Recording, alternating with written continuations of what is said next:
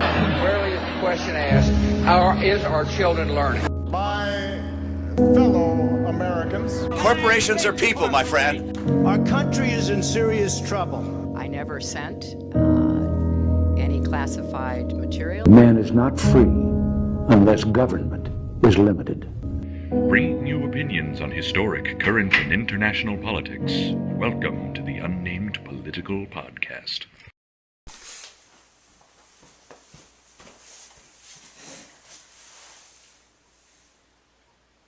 Hello and welcome to the 10th episode of the Unnamed Political Podcast. I'm your host, Jack Horvath. I'm Clark Walber. And today we'll be discussing recent news that has transpired within the week. Some basic things, I guess, Don. It's on my computer. Give me one moment. This is the big one up, the 10th episode. Yeah. We've grown up, we've matured. I am proud. We have made it this far. I'm surprised. So, I guess, so what we're going to be discussing, so if you've seen our most recent other episode on the Republican debates, we kind of discussed what's going on, and we're going to address some of the topics that were mentioned there that we want to give our opinions on, the millennial opinion, I guess. And so these include, I'm going to butcher the pronunciation, Gesoli. I think it's French, but basically birthright citizenship. Yep. We're going to talk about a little bit more about the Kentucky clerk and what some of the candidates said and some of our more opinions. Kentucky clerk, who, yes, call me George W. Bush, who did not refuse to give marriage licenses to a gay couple. Any gay couple. The Iran nuclear deal, the accomplishments of Hillary Clinton, Planned Parenthood. Yeah, that's about it. All right, let's get into it. So birthright citizenship. Obviously, in the U.S., the 14th Amendment states that anybody who's born on U.S. territory, or in the U.S., I believe, I'm not sure how it applies specifically to places like Puerto Rico and Guam, or areas like that. It's a little bit more fuzzy there. But basically, anybody who's born in the U.S. Is, in any one of the 50 states, is a citizen, regardless of where you are. So, one of the issues we've had is that illegal immigrants will come across the border, have their children, and their children are now citizens without having to have passed the immigration process or anything like that. Mm-hmm. So the candidates, almost all of the Republican candidates, I believe, in fact, I think all of them, every single one, are opposed to this and support an amendment to the amendment. So what are your thoughts, Jack? Well, I think to start, we need to analyze the history of birthright citizenship and how it began. And how it did begin is after the American Civil War. I believe it was 1867 was the year it was passed. 1866, so right 66, sorry. So back in 1866, after the war, slaves weren't immediately granted citizenship in the country. Yes, right? It was, obviously, the South was still not that great of a place, and they were attempting to deny them rights. So they passed this amendment to help grant them citizenship. So it basically guaranteed that all people born to slaves were now citizens. Right, and now it's completely changed the birthright clearly, citizenship. we no longer have that issue.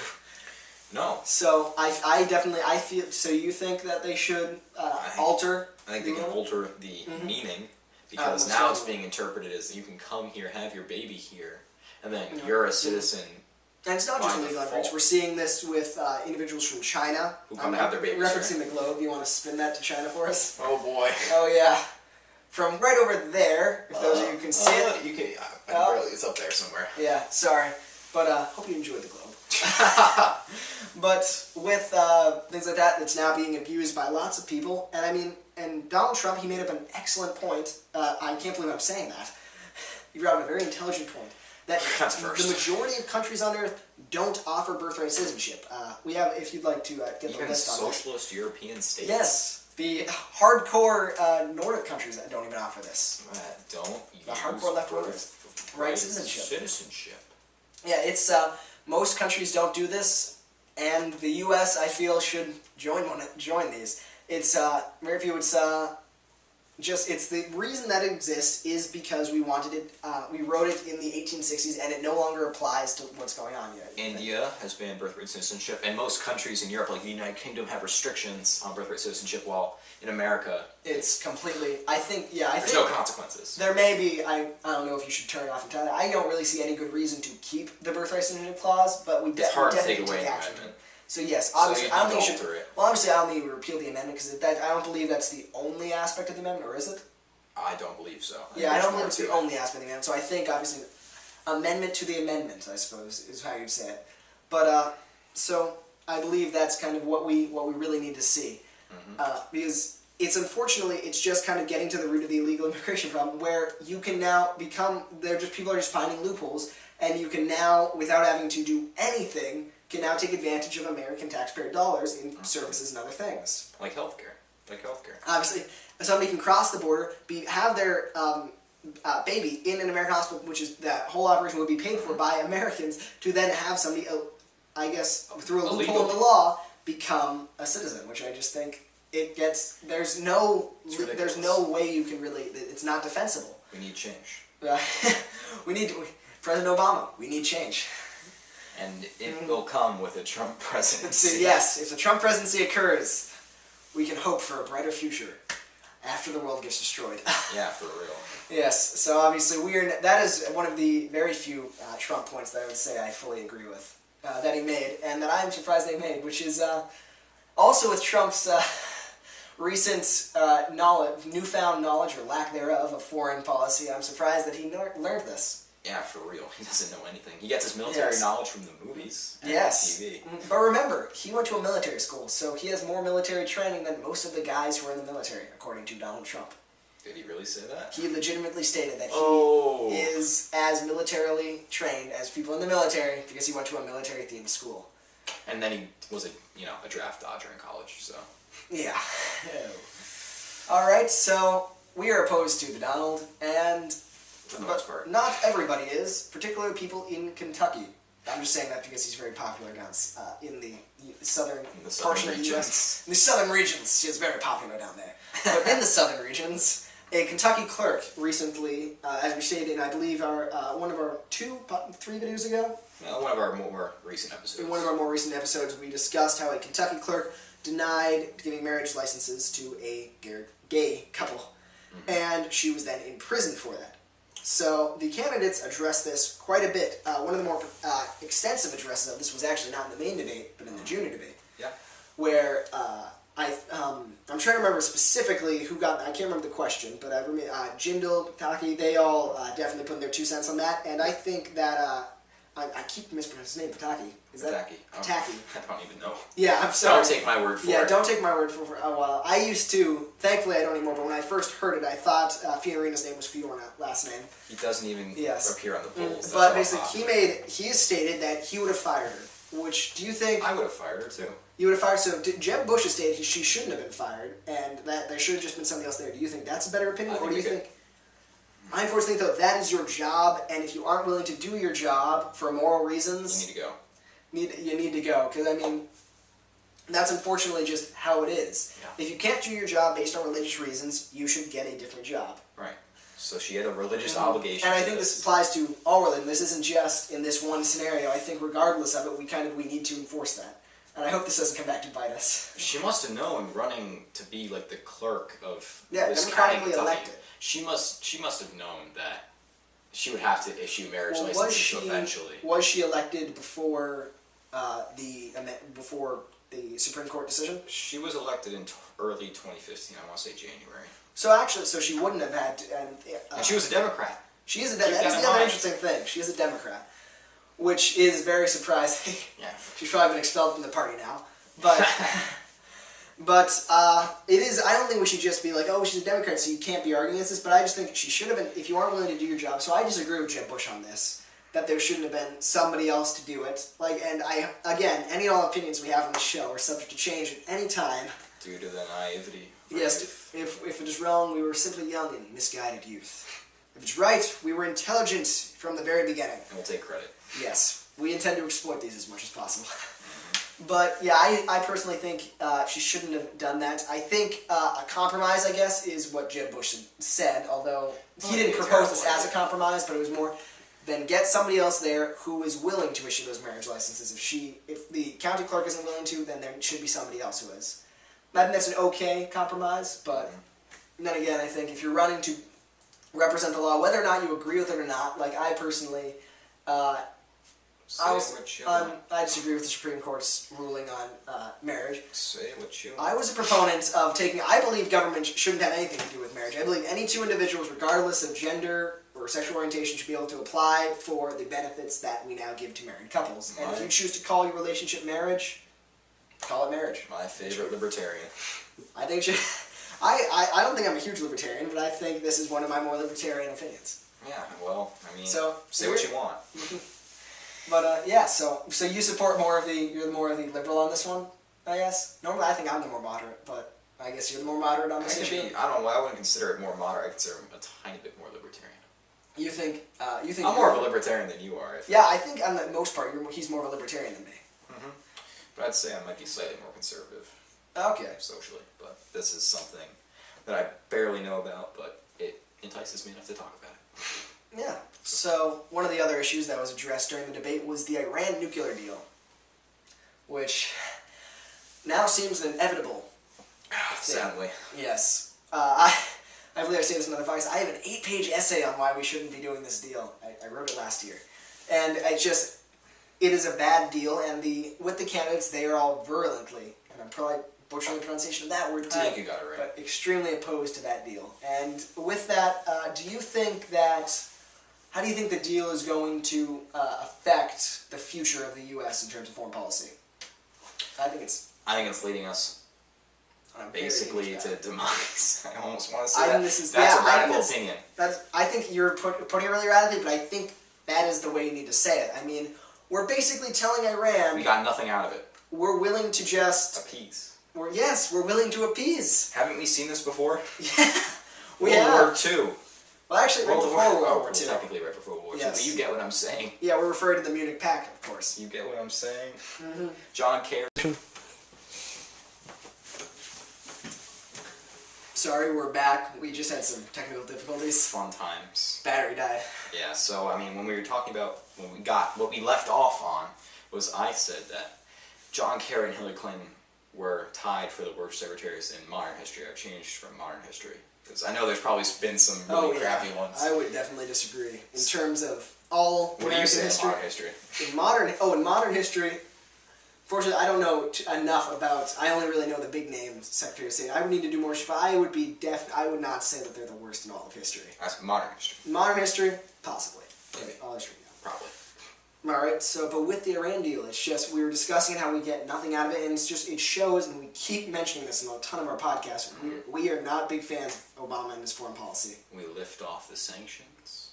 The Iranians got to keep building their nukes at a slower pace. If I encourage you, if you want to hear a very well-educated fan, let's listen to the Prime Minister Benjamin Netanyahu's speech to Congress this past year. I respect him a lot. Oh, yes. Definitely. He is Prime Minister of Israel, obviously, so this is a very personal issue to him, as the people who are now possessing the nuke openly, every single week practically, say the only solution to his nation is eradication, which I don't think you would be too happy if that was happening to you. And well, no, obviously not, but they're a lot closer to Iran than we are. They are on the other side Iran's on the other side of the world from us. They're much closer, so I mean, we need to acknowledge that this is a very serious threat. And so we've also seen this case in Russia. And we may be addressing Russia in a little bit later, but with Russia, we've clearly seen, we've just said, well, Russia, you really shouldn't be doing that in the Crimea. That's it. Obama is one of the weakest presidents on foreign policy in modern history. We've given it to Cuba, we've given it to Russia, we've given it to China, we haven't done anything about North Korea. It's just been terrible. We just haven't done anything.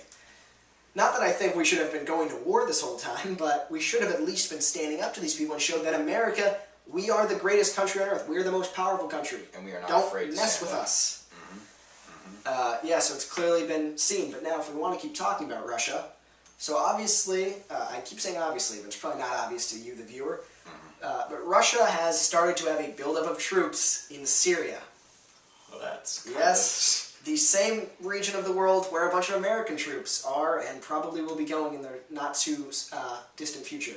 Now all it takes is for one airstrike to hit some Russian thing by some accident. that happens where a Russian shoots an American, And you got a new Cold War. and we are screwed. Oh, this does not look good. And if we decide for some hypothetical reason to invade with ground troops in Syria, and we come across some Russian This could lead to quite the messy conflict, oh my God. Man. It's going to be quite a scandal. it does not seem because this. But then again, this does show though. I think this could also be Putin's kind of card to kind of see if I put troops there, will the Americans say, you know what, we're going to put our troops there too, and you better remove yours. I guess you better get rid of yours. Oh, we aren't going to mess with you guys, but if worse comes to worse, things could happen. I think Putin's trying to see, can I force the Americans to say, oh, we can't mess with the Russians. Yeah, he's basically, this is it. Ideally for Putin, he wants to see us, Obama, say, oh, now that we have the Russians there, we can't do anything. We have to back out, pull everybody out of the Middle East, never go there because we can't avoid conflict, and just give Russia access to the region. This is World War III. Hopefully this won't. This is World War III. This is a definitely plausible way for the end of the world to happen. Not in Syria, but his just Putin's incredible military aggression. I don't think it will lead to the end of the world, but Say what you want. if you want to write an alternate history, I don't think World War III could be the end of the world necessarily. this is one that's it's scary. it's a little bit scary. The world is not that safe anymore. But that's depressing. On to a more or less depressing, topic: the accomplishments of Hillary Clinton. Because there are none of them. So one of the points made by Carly Fiorina at the debate was, do you want to stump a Democrat? Name one of Hillary Clinton's accomplishments. So we decided to do that. So we've been looking up before this video the accomplishments of Hillary Clinton. And oddly enough, this is actually something that has been a challenge to Hilldog and Democrats in general. Because she hasn't specifically done anything, really, unfortunately, that she can point to and say, you know what, I did this. I helped do that. There's nothing there. The only thing most people can point to in relation to her tenure as Secretary of State is Benghazi. That's about it, which I'm assuming she's not going to be trying to reference on the campaign trail. And, well, you think that she doesn't have any accomplishments. It's actually a decent list. I don't think she has. I think she's Want me to read one? I think. Okay, yes, please. Was the most traveled Secretary of State to date. Yes. Unfortunately, see, this is what I'm talking about. She was the first Secretary of State whose last name was Clinton. And hey, she was might she not the know first that. female Secretary of State? No, Condoleezza Rice. How did I not know that? Was Condoleezza Rice the first female though? I'm not sure, but I know clearly before that. I think she might have been the first. Female? Okay, I'm not. She was the first. We should read. She's probably the first African American. No, it was decision Colin Powell, points to Secretary check of out. State. And I probably, I believe so. I'm butchering. Now we're getting the Bush policy. Now I'm saying policy. No, we're getting the Bush administration screwed up. We apologize. We are not experts in the Bush policy at the moment. We're not experts in Bush's presidency. That's actually a really good picture. Yes, on the back. This is a wonderful picture. Please get this book. It's great. We haven't read the whole thing. I read it. I actually read the whole thing. I have not read the whole thing. I read up to the recession, I think, and then I just gave up. I read the first couple chapters quite a while ago, really and then unfortunately school caught up, so I wasn't able to finish it. I should at some point. It was a really good book. But so we will attempt to learn more. We need to be experts on this, Jack. She helped create the Office on Violence Against Women. Okay, so clearly that's a good. She does. So clearly, it's not. We did say when I said she has none, I don't of course mean she has none. She has close to none. She has close to none. She has done some things. Obviously, Office Against Violence Against Women. That's a good accomplishment that she can point to, but it's not exactly in terms of being president of the United States. Your whole campaign can't be, I help women.